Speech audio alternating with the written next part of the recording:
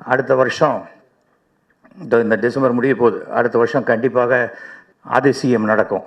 ஒரே ராத்திரியிலே விடியகாலத்தால் கவர்மெண்ட்டே டிசைட் ஆகுது. பரவாயில்ல, கேட்காமையே ஒரு பலத்த கைத்தட்டல் கொடுத்ததுக்கு உங்களுக்கு மனமார்ந்த நன்றியை நான் தெரிவித்துக் கொள்கிறேன். கெஞ்சி வாங்குற மாதிரி ஆயிடுச்சு கைத்தட்டல் இப்போது தமிழ்நாட்டில். பட் நீங்களும் எவ்வளோ தான் தட்டுவீங்க சொல்லுங்கள். ஏதோ எதுக்கு முடிஞ்சுதோ அது தட்டுறது நல்லது. கருத்துக்களை பதிவு செய் ஒரு ஸ்மால் பட்ஜெட் படம். நம்ம ஜேஎஸ்கே கோபியும் டைரக்டரும் சொன்னாங்க, ஒரே ராத்திரியில் டிசைட் ஆன விஷயம்னு. ஒரே ராத்திரியிலே விடியகாலத்தால் கவர்மெண்ட்டே டிசைட் ஆகுது. அதனால் கதை டிசைட் ஆகிறது ஒன்றும் பெரிய விஷயமே கிடையாது. அதனால் நான் சாதாரணமாக தான் சொன்னேன். நீங்கள் ஏதோ வேறு ஏதோ நினச்சிக்கிட்டீங்கன்னா தெரியாது எனக்கு. அந்த அளவுக்கு நம்ம ஃபேமாக இருந்துட்டாக்க எது வேணால் டிசைட் ஆகும். ரொம்ப அகந்தியாக இருந்தால் எது வேணால் கையை விட்டு போயிடும். அதுதான் இந்த விஷயத்தில். இன்றைக்கி டிக்டாக்ல நிறைய பேர் கணவன் மனைவியை கொலை செய்கிறாங்க, மனைவி கணவனை கொலை செய்கிறாங்கன்னு போட்டு அதையும் டிக்டாக்லேயே போடுறாங்க.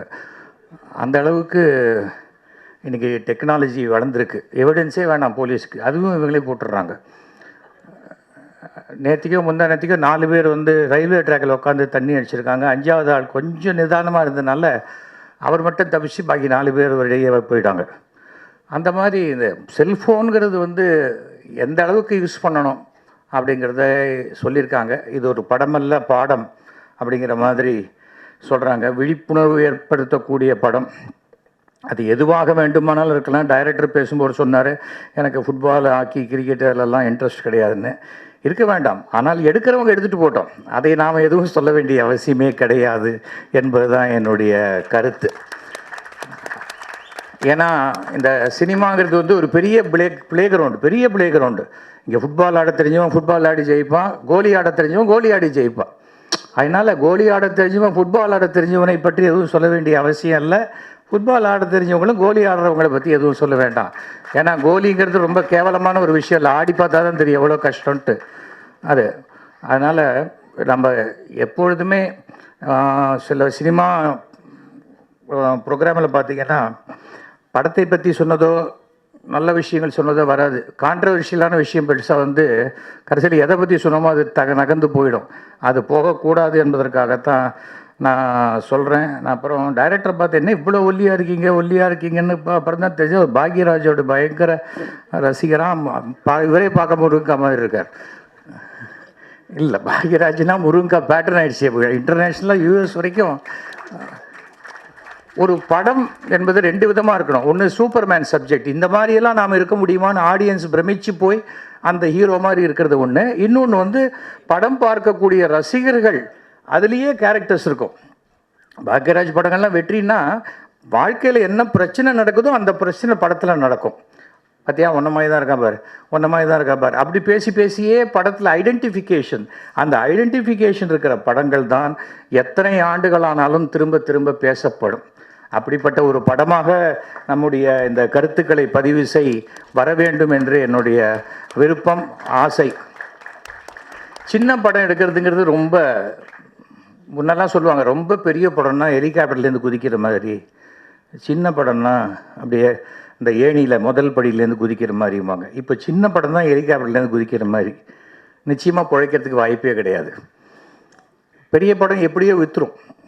அந்த முதல் நாளைக்கு ராத்திரிக்குள்ளே எப்படியாவது விற்று அடுத்த நாள் எப்படியாவது ரிலீஸ் ஆகி பண்ணிடுவாங்க. நம்ம முன்னாடி பார்த்தோம், மிக மிக அவசரங்கிற ஒரு படம், ஒரு டேட் அனௌன்ஸ் பண்ணாங்க, அப்புறம் தியேட்டர் கிடைக்கல, அதுக்கப்புறம் வந்தது. ஆனால் நமக்கு மக்கள் இந்த மாதம் நம்ம 300 ரூபா ஒரு படம் வச்சுருக்கணும், அவன் 300 ரூபாய்க்கு எந்த படம் பார்க்கணும்னு நம்ம டிசைட் பண்ணுறான். இந்த மாதம் 6 படம் வருதுன்னா நம்ம 800 ரூபா செலவழிப்போன்ட்டு அவன் டிசைட் பண்ண முடியல அவனால். அவங்களுக்கும் எவ்வளோ செலவுகள் இருக்குது. அப்படி இல்லைன்னா என்ன, இன்னும் ஒரு வாரம் வெயிட் பண்ணலாம், உலக தொலைக்காட்சியில் முதலாக நமக்கு வந்துட போகுது எப்படியும் அப்படிங்கிற ஒரு எண்ணம் வேறு இருக்குது. தவிர நமக்கு எல்லா கண்டென்ட்டும் நமக்கு ஃபோனில் வந்துடுது. அப்படி இருக்கும் பொழுது தியேட்டருக்கு வரணும், தியேட்டரில் தான் படம் பார்க்கணுங்கிற எண்ணத்தையும் படம் எடுப்பவர்கள் அந்த பட்ஜெட்டுக்குள்ளே, அதாவது ஒரு பட்ஜெட் நீங்கள் 2 கோடி ரூபா போடலாம், 3 கோடி ரூபா போடலாம். அந்த 3 கோடி ரூபாயும் அந்த சினிமாவுக்கு அந்த ஸ்க்ரீனில் தெரிகிற மாதிரி போடணும். அதுதான் என்றைக்குமே உங்களுக்கு சக்ஸஸ்ஃபுல்லாக இருக்கும். பெரிய பேலஸ் மாதிரி காமிக்கலாம். அதுக்காக பெரிய பேலஸ்லேயே போய் ஷூட் பண்ண அவசியம் இல்லை. கேமராமேன்லாம் இந்த எக்ஸ்ட்ராடனரி கேமராமேன்லாம் இங்கே இருக்காங்க. காரணம் வந்து அந்த இதையா அப்படி காமிச்சிங்க அப்படிங்கிற அளவுக்கு பிரமிப்பை ஊட்டக்கூடியவர்கள்லாம் இருக்காங்க. அதை நம்ம சரியாக பார்த்து பண்ணணும். ஏனென்றால் நான் இன்றைக்கி ஒரு தயாரிப்பாளர் சங்கத்தில் நான் கே ராஜன்லாம் வந்து ஆலோசனை குழுவில் இருக்கோம். தயாரிப்பாளர் சங்கத்துக்கு என்று இருந்த ஒரு 8.25 கோடி ரூபாய் இன்றைக்கி ஒன்றுமே இல்லாத போய் ஒரு 75 லட்ச ரூபா கையில் பணம் இருந்து அந்த 75 லட்ச ரூபாயும் இன்கம் டேக்ஸில் சர்வீஸ் டேக்ஸுக்காக பிடிச்சி வச்சுட்டாங்க.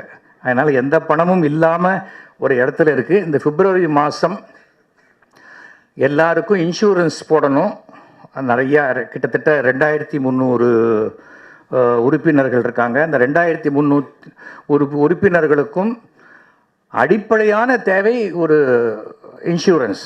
ஏன்னா நாளைக்கு ஏதாவது ஒன்று உடம்பு சரியில்லைன்னா கூட அதுக்கு அவங்களுக்கு செலவுக்கு பணம் இல்லைன்னா அந்த இன்சூரன்ஸ் தான் காப்பாற்றும். அந்த பணம் கூட இல்லாத ஒரு சூழ்நிலையில் இன்றைக்கி இருக்கிறார்கள். அதை வந்து எப்படியாவது ஹெல்ப் பண்ணணும், யாராவது ஹெல்ப் பண்ணுவாங்களா அப்படி நான் இது ஏன் சொல்கிறேன்னால், இன்றைக்கி சில தயாரிப்பாளர்களால் வந்த பல பெரிய நடிகர்கள் உதவி செய்தால் இந்த இன்சூரன்ஸ் தொகை போட முடியும். இல்லைன்னா இது யார் காலி பண்ணாங்களோ அவங்க வீட்டு வாசலில் போய் எல்லா ப்ரொடியூசரும் போய் நின்னாக்க அது கிடைக்கிறதுக்கு உண்டான ஒரு வாய்ப்பு இருக்குது. ஏன்னா இது அதை தாண்டி குறிப்பிட்டு இவரால் அவரால் அந்த பாலிடிக்ஸ் இங்கே வேண்டியதில்லை. ஆனால் என்னுடைய வாழ்க்கையினுடைய அனுபவத்தில் நான் தெரிஞ்சுக்கிட்ட ஒரு விஷயம், எவ்வளோ இடத்துல பரவாயில்ல விடுப்பா பாவம் அப்படிம்பாங்க. எந்த பாவமுமே பார்க்காத ஒரு 3 இடம் இருக்குது. ஒன்று வந்து சுடுகாடு. நீ இந்த துட்டை வைக்கலைன்னா அவ்வளோதான், அந்த பணம் வேகாது இதுவாகாது அப்படின்னு சொல்லி மிரட்டி ஒரு சென்டிமெண்ட்டாக என்ன பண்ணுறதுன்னு தெரியாத ஒரு இடத்துல அங்கே ஒரு கார்னருக்கு போயிடுவாங்க. 2வது கல்யாணம். அந்த வெள்ளி சொம்பு கொடுக்கலன்னா தாலி கட்ட மாட்டேன் அப்படிங்கிறது. இப்போது வந்து முதல்ல கொடுத்துருவாங்க, அப்புறம் அடுத்த நாளே உள்ள தள்ளிடுவாங்க வரதட்சணை கொடி மேலே. ஆனால் அது 3வது சினிமா. யாரை நம்புகிறோமோ அவங்க நம்ம கழுத்தை அறுப்பது என்பது வலிக்காமல் இருக்கிறதுங்கிறது சினிமாவில் மட்டும்தான் நடக்கும். அது வந்து ஜாகிரதையாக இருக்கணும். யாராக இருந்தாலும் சரி, நட்பு வேறு தொழில் வேறுங்கிறத நீங்கள் வச்சுக்கணும். ஃப்ரெண்ட்ஷிப்பில் எல்லாம் ஏமாந்து போன எத்தனையோ பேரை நாங்கள் பார்க்குறோம். டெய்லி பாதி பஞ்சாயத்து எங்ககிட்ட அதுதான் வந்து கொண்டிருக்கிறது. தொழில் பண்ணுறீங்களா, அதை தொழிலாக செய்யுங்கள். ஃப்ரெண்ட்ஷிப்பாக இருக்கீங்களா, அதை வெளியில் போய் பண்ணுங்கள். ஃப்ரெண்ட்ஷிப்பையும் தொழிலையும் போட்டு மிக்ஸ் பண்ணி அதை பண்ணினீங்கன்னா ஜெயிக்கிறது ரொம்ப கஷ்டம். சின்ன பட்ஜெட் படங்கள்லாம் வெற்றி பெற ஆரம்பிக்கணும். ஏன்னாக்கா வந்து 10 பெரிய படம் வருதுன்னா வருஷத்துக்கு 180 200 சின்ன படம் வருது. அந்த சின்ன படங்கள் வெற்றி அடையணும். போன வருஷம் கிட்டத்தட்ட 480 கோடி ரூபாய் நஷ்டம் தமிழ் சினிமாவுக்கு சின்ன படங்கள் ஓடாத ஒரு காரணத்தினால. 2-3 சின்ன படம் தான் ஓடி இருக்குது. அந்த ஒரே ஒரு காரணத்தினால இங்கே ப்ரெஸ்ஸை வந்து தயவு செஞ்சுன்னு கேட்டாங்க. இத்தனை ப்ரெஸ் வந்திருக்கிறதுக்கு காரணமே உங்களை சப்போர்ட் பண்ணணுன்னு தான் வந்திருக்காங்க. நீங்கள் தனியாக கேட்க வேண்டிய அவசியமே இல்லை. ப்ரெஸ் என்ன பண்ணுவாங்க, அவங்க என்ன கண்டென்ட் இருக்கோ அதை எழுதுவாங்க. ரொம்ப அசிங்கமாக அப்படியே டேமேஜ் பண்ணி எழுதணுங்கிறதெல்லாம் அவங்களுக்கு கிடையாது. அதையும் தாண்டி சரி எதுக்குப்பா இவங்களை போய் நம்ம பனிஷ் பண்ணணும். எனக்கு தெரிஞ்சு ராம்ஜி இங்கே நிறைய பேர் இருக்காங்க. 40-45 வருஷமாக இங்கே ரிவ்யூ பண்ணுறவங்களாம் இருக்காங்க. பாக்யராஜ் சாருக்கெலாம் தெரியும் ஃப்ரம் த டே 1 அன்னைக்கு இதுலேருந்து இருக்காங்க. இப்போ ஃபஸ்ட்டு சீன் போகும்போதே இது என்ன கதை எப்படி போகுங்கிற அளவுக்கு அவங்களுக்கு தெரியும். இந்த படத்தில் கூட இந்த ட்ரெய்லரில் இந்த டைலாக் ரைட்டர் ஏன் மேடைக்கு வரவே மாட்டேன்றாரு, ரொம்ப நேரமாக பாக்யராஜ் சாரும் கேட்டுகிட்டே இருந்தார். எங்கே இருக்கார்? கே கிருஷ்ணசாமியா? அவரா? ராஜசேகர் இருக்காரா? அப்போவே கூப்பிட்டாரா? வரலையாம். இன்னும் ஏதாவது சீன் எழுத வேண்டியிருக்கா? இல்லையே. சரி. ஏன்னா இதில் நல்லா இருந்தது.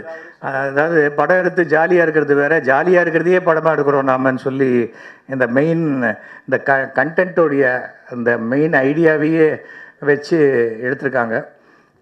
ஸோ எதுவாக இருந்தாலும் படம் ஃபேமிலியோடு பார்க்குற மாதிரி வரக்கூடிய படங்கள் தான் என்றைக்குமே பெரிய ஹிட் ஆகும். அதுதான் அதில் வந்து முன்ன பின்ன கொஞ்சம் அப்படி இருக்கலாம். ஏன்னா அதுக்காக டிவி சீரியல் மாதிரி எடுக்கணும்னு அவசியமே கிடையாது. அன்றைக்கி கூட நான் சொன்னேன், சீரியலுக்கும் சினிமாவுக்கும் என்ன வித்தியாசம்னு.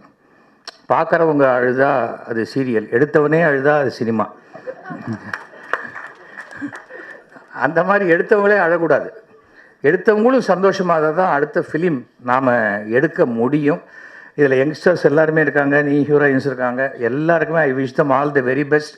இந்த டெடிக்கேட்டடாக இருங்க, அதுதான் நான் சொல்லுவேன். சினிமா என்பது அந்த அந்த டெடிக்கேஷன் இருக்கணும்.